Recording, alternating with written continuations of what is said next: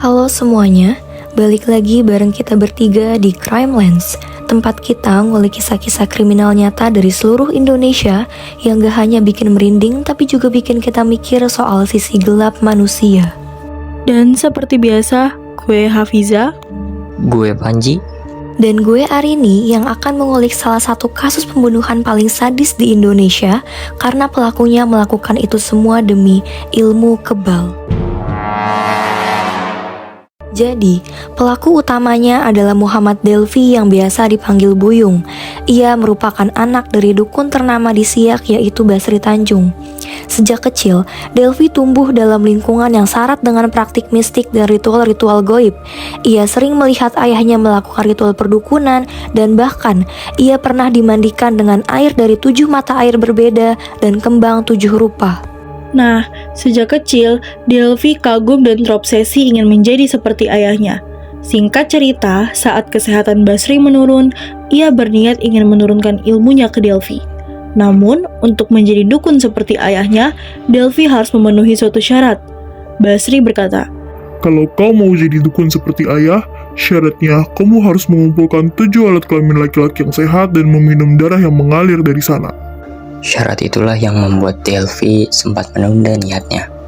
Akan tetapi, saat Delvi menginjak usia 19 tahun, ia memutuskan untuk benar-benar memenuhi syarat itu.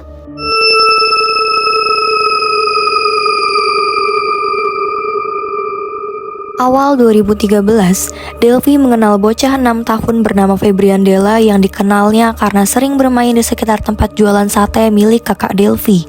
Pada sore hari, dengan dalih mengajak bermain, Delvi mengajaknya ke semak-semak dan langsung membunuhnya. Ia kemudian memotong alat vital korban dengan cutter dan meminum darahnya yang mengalir dari sana. beberapa waktu setelah pembunuhan pertama, Delvi menikah siri dengan kekasih lamanya, Dita Desmalasari. Awalnya, Dita menolak membantu Delvi mencari korban. Tapi, karena sering mendapat KDRT dan ancaman, ia akhirnya membantu Delvi. Pada Juli 2013, mereka membunuh Acik, pria 40 tahun dengan keterbelakangan mental. Mereka menghabisi, memotong alat vitalnya, dan memakai darahnya untuk ritual. Setelah ayahnya meninggal pada Maret 2014, Delvi bertekad untuk memutuskan ritualnya. Korban selanjutnya ialah Muhammad Akbar yang dibujuk dengan ajakan memancing lalu dibunuh di tempat sepi. Tak lama setelah itu ia bercerai dengan Dita. Delvi kehilangan partner sehingga ia merekrut Supian dengan bayaran 500.000 per korban. Juni 2014, Delvi dan Supian bertemu dengan Marjevan Gea, bocah 8 tahun yang sedang bermain di dekat sungai. Mereka membujuk bocah itu dengan ajakan mau jajan ke warung. Setelah memberi kerupuk dan cutter di warung, keduanya membawa korban ke hutan, membunuhnya, dan memotong alat vital korban. Lanjut pada Juli 2014, Delvi dan Supian melancarkan aksi terakhir mereka. Mereka melihat Femasi Lima Deva, bocah berumur 10 tahun. Sebelum membunuh, Delvi menyadari bahwa mereka memerlukan pisau besar.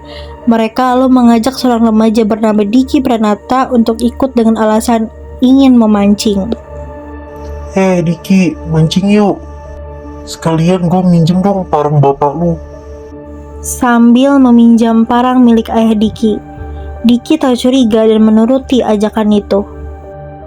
Di lokasi sepi dekat Sungai Kencong, Delvi dan Supian langsung membunuh korban, memotong tubuhnya dan memasukkan potongan ke 7 kantong plastik.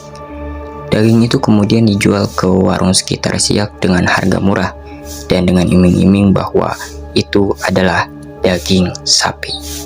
Ibu-ibu, bapak-bapak, ayo daging sapinya, murah.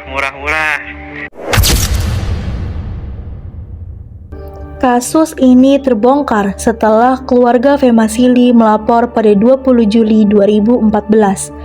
Berdasarkan kesaksian warga, polisi menangkap Delvi di Duri pada 22 Juli yang disusul oleh Supian, Dita, dan Diki. Polisi menjerat para tersangka dengan pasal 340 KUHP tentang pembunuhan berencana dengan ancaman hukuman seumur hidup atau mati. Pada 12 Februari 2015, Pengadilan Negeri Siak menjatuhkan hukuman mati kepada 3 pelaku utama, yaitu Delvi, Dita, dan Supian. Sementara itu, Diki Pranata dijatuhi 10 tahun penjara karena dianggap tidak berperan langsung dan terpaksa ikut dalam tindakan tersebut.